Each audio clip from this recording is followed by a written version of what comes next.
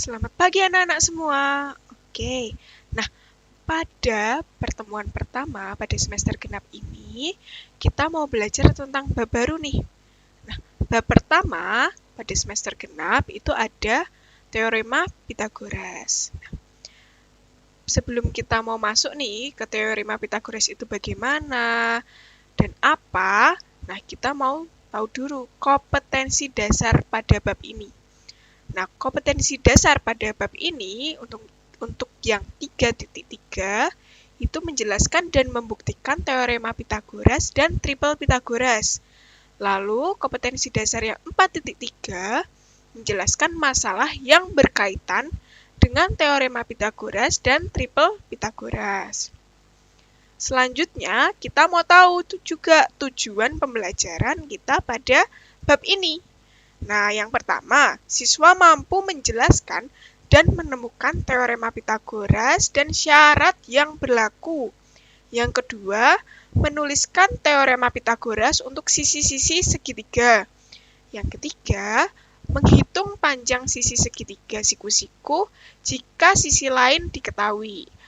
Oke, nah terus apa saja sih manfaat dari teorema Pitagoras itu?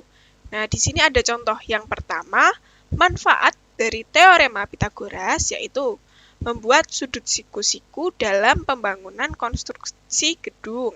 Lalu bisa juga untuk menghitung panjang tali bendera dan lain sebagainya. Pasti juga masih banyak lagi contoh dalam kehidupan sehari-hari. Oke, terus apa saja yang mau kita pelajarin hari ini?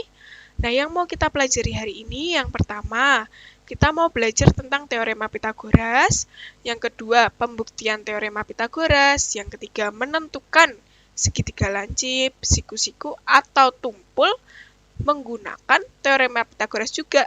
Yang terakhir, kita belajar tentang triple Pitagoras. Oke, sebelum kita masuk ke apa itu teorema Pitagoras, kita mau ingat-ingat dulu nih pelajaran sebelumnya.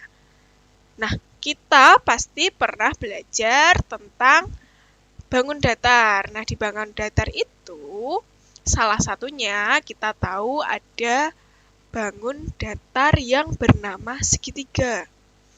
Oke, di sini ada gambarnya segitiga ABC. Diketahui segitiga ABC itu adalah siku-siku atau segitiga siku-siku. Nah, memiliki siku-siku di A. Nih, berarti di sini ada siku-siku. Diketahui segitiga siku-siku ABC dengan siku-siku di A seperti gambar di samping. Bagaimana cara menghitung luas segitiga siku-siku tersebut? Oke. Nah, cara menghitung luas segitiga siku-siku atau di sini namanya segitiga ABC gitu ya. Itu L sama dengan panjang sisi alas dikali panjang sisi tinggi dibagi dengan 2. Atau di sini panjang sisi alasnya itu disimbolkan dengan B dan panjang sisi tingginya disimbolkan dengan A. Maka kita dapatkan L sama dengan B dikali A per 2. Bisa juga kita tulis L sama dengan A dikali B per dengan 2. Nah, itu bisa dibalik-balik karena yang atas ini kan perkalian. Perkalian dia punya sifat namanya komutatif atau boleh dibalik gitu. Nah, kenapa boleh dibalik? Nah, jawabannya ada di bawah ini. Dengan kata lain, luas segitiga siku-siku adalah hasil kali dari kedua sisi penyiku segitiga lalu dibagi dengan 2. Sisi penyiku itu apa sih? Sisi penyiku itu adalah sisi yang membuat sudut siku. Dua sisi ini yang membuat sudut siku-siku. Nah, karena di sini sisi penyikunya A dan B, maka kita bisa tulis L sama dengan A dikali B. Lalu, jangan lupa dibagi dengan 2. Oke, atau bisa juga B dikali A dibagi dengan 2. Karena tadi syaratnya adalah hasil kali dari kedua sisi penyikunya. Terus C ini namanya apa? C namanya sisi miring. Oke, jangan lupa ya. Nah, kita masuk nih yang pertama, teorema Pythagoras. Teorema Pythagoras menjelaskan mengenai hubungan antara panjang sisi pada segitiga siku-siku. Bunyi dari teorema Pythagoras itu gini. Pada segitiga siku-siku, kuadrat sisi terpanjang atau sisi miringnya adalah sama dengan jumlah kuadrat sisi-sisi penyikunya. Oke, ulangin ya. Pada segitiga siku-siku, kuadrat sisi terpanjang adalah sama dengan jumlah kuadrat sisi-sisi penyikunya. Oke, di sini ada gambar segitiga ABC dengan siku-siku di C. Maka berlaku teorema Pythagorasnya adalah nih tadi. Kuadrat sisi terpanjang. Sisi terpanjangnya kan tadi C atau sisi miringnya. Berarti C kuadrat sama dengan jumlah kuadrat sisi-sisi penyikunya. Nah, kita di sini punya sisi penyikunya A dan B. Jumlah kuadrat. Berarti A kuadrat ditambah B kuadrat. Nah, atau kita dapatkan teorema Pythagorasnya C kuadrat sama dengan A kuadrat plus B kuadrat. Seperti itu. Oke, yang kedua kita mau bahas tentang pembuktian teorema Pythagoras. Nah, di sini ada gambar nih. Pembuktian teorema Pythagoras. Di sini bisa dibagi-bagi. Ada luas segitiga yang pertama, luas segitiga kedua, luas segitiga ketiga. Buat apa sih ini? Oke, kita cermati. Di gambar ini kita punya segitiga 1, segitiga 2, segitiga yang ketiga. Nah, kalau ketiga segitiga ini digabung, ternyata dia membentuk satu bangun datar, yaitu adalah trapesium.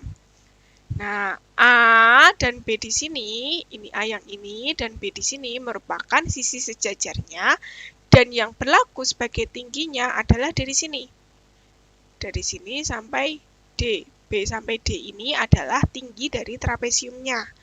Oke, untuk membuktikan teorema Pythagoras, kita mau cari luasnya satu persatu dulu dari segitiganya ya. Untuk segitiga yang pertama, luasnya berarti karena di sini siku-sikunya di sini, A dikali B dibagi dengan 2. Untuk luas segitiga yang kedua, A dikali B dibagi 2 juga, karena di sini A dikali B dibagi 2. Terus untuk segitiga yang ketiga, nah ini ya, segitiga yang nomor 3, dia kan siku-sikunya di sini. Nah, sisi penyikunya itu kan C dan C. Makanya dia luasnya C dikali C dibagi dengan 2. Nah, di awal tadi kita punya informasi kalau ketiga bangun datar ini, ketiga segitiga itu digabungkan menjadi trapesium. Berarti kita dapatkan lagi info kalau L1 ditambah L2 ditambah L3 adalah sama dengan luas trapesium. Gitu. Jadi L1 tadi kan A dikali B dibagi 2, ditulis di sini. A dikali B dibagi 2 ditambah L2-nya berapa? A dikali B dibagi 2 juga, ditambah lagi dengan L3. L3-nya C dikali C dibagi dengan 2. Nah, terus luas trapesium itu apa? Oke, luas trapesium itu apa? Nah, kita tahu kalau luas trapesium itu jumlah sisi sejajar dikali dengan tinggi dibagi dengan 2. Nah, jumlah sisi sejajarnya yang mana? Nah, kita tahu kalau jumlah sisi sejajarnya tadi yang sini sama yang sini toh. Berarti A ditambah B dikali dengan tinggi. Tingginya tadi yang mana? Tingginya yang sini. Oke, tingginya berarti juga ini ada B, ada A. Berarti tingginya juga A ditambah B dibagi dengan 2. Nah, maka dari itu didapatkan ini. Terus gimana? Kita jabarkan. Yang ini tetap A dikali B per 2 ditambah A dikali B per 2 ditambah C dikali C per 2 sama dengan, oke ini kita jabarkan, jadi A kuadrat plus 2AB plus B kuadrat per 2. Terus kok bisa jadi kayak gini ya? Nah, kedua ruas dikali dengan 2. Oke, jadi per 2 yang di bawah ini bisa hilang semua.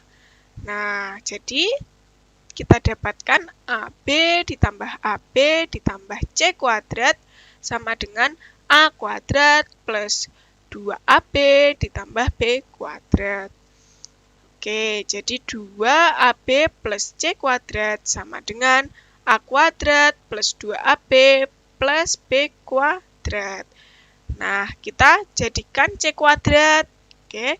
Jadi C kuadrat sama dengan A kuadrat plus B kuadrat. Terbukti karena yang kita dapat di teorema Pythagoras tadi sama kan? Sama yang ini formulanya. Jadi C kuadrat sama dengan A kuadrat plus B kuadrat. Kita masuk ke contoh soal.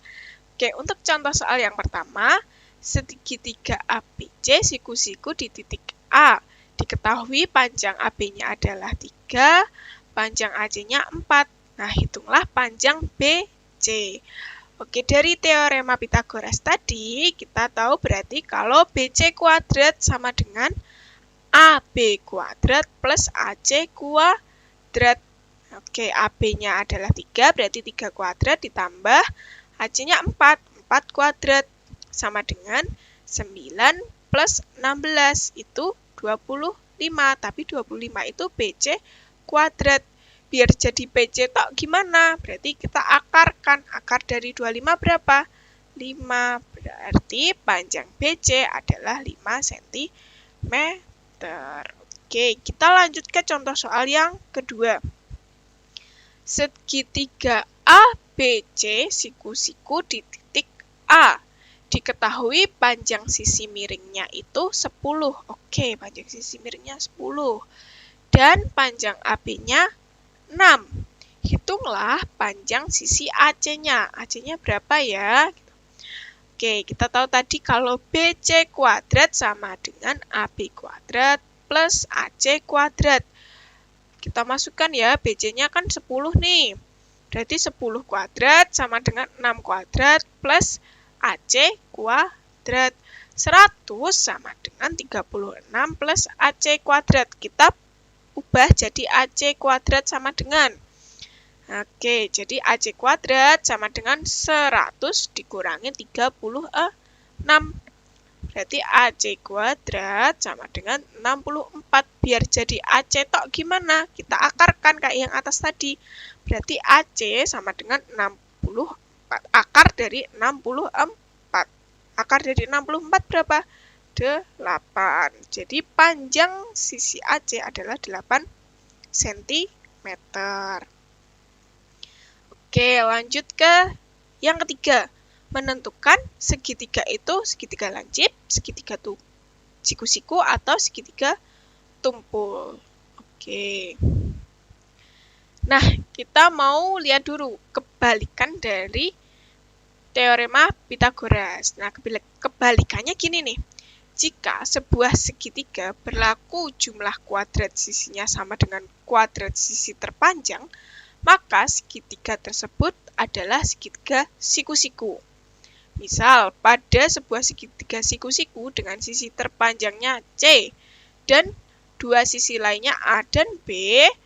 Oke, jika kita punya C kuadrat itu sama dengan A kuadrat plus B kuadrat, maka segitiga itu adalah segitiga siku-siku. Oke, di sini ada tanda sama dengan.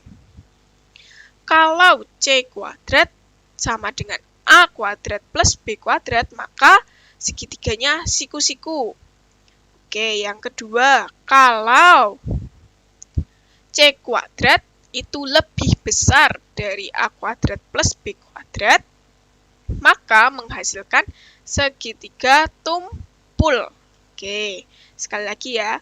Kalau C kuadrat itu nanti hasilnya lebih besar dari A kuadrat plus B kuadrat, maka segitiganya tumpul. Yang ketiga atau yang terakhir, C kuadrat, kalau hasil dari C kuadratnya itu lebih kecil dari A kuadrat plus B kuadrat, maka segitiganya lancip. Oke, sekali lagi, kalau C kuadrat itu hasilnya lebih kecil dari A kuadrat plus B kuadrat, maka menghasilkan segitiga lancip. Oke. Kita masuk ke contoh soal. Diketahui segitiga ABC dengan panjang AB-nya 4 cm, AC-nya 3 cm, dan BC-nya 6 cm. Tentukan jenis segitiga ABC, apakah dia segitiga lancip, segitiga siku-siku, atau segitiga tumpul, gitu ya. Oke, berarti BC adalah sisi terpanjang dari segitiga ABC kan? Nih, kan yang lain AB-nya 4, AC-nya 3, BC-nya 6. Berarti BC itu adalah sisi terpanjangnya. Oke, kita mau cek. Di sini nanti lambangnya jadi apa? Kalau di sini BC kuadrat, terus AC kuadrat plus AB kuadrat. Oke. BC kuadrat berarti 6 kuadrat. AC kuadrat berarti 3 kuadrat. AB kuadrat berarti 4 kuadrat. Oke, 36. Nah, kita harus tahu nih, kan 6 kuadrat itu 36. Oke, berarti dia 9 ditambah 16. 9 ditambah 16 itu 25. Apakah 25 itu sama dengan 36? Atau 25 itu lebih besar atau lebih kecil dari 36? Nah, di sini kan kita tahu kalau 36 itu lebih besar dari 25. Berarti di sini BC kuadrat lebih besar dari AC kuadrat plus AB kuadrat. Nah, maka segitiga tersebut adalah segitiga tumpul. Gitu, seperti syarat yang telah diberikan sebelumnya.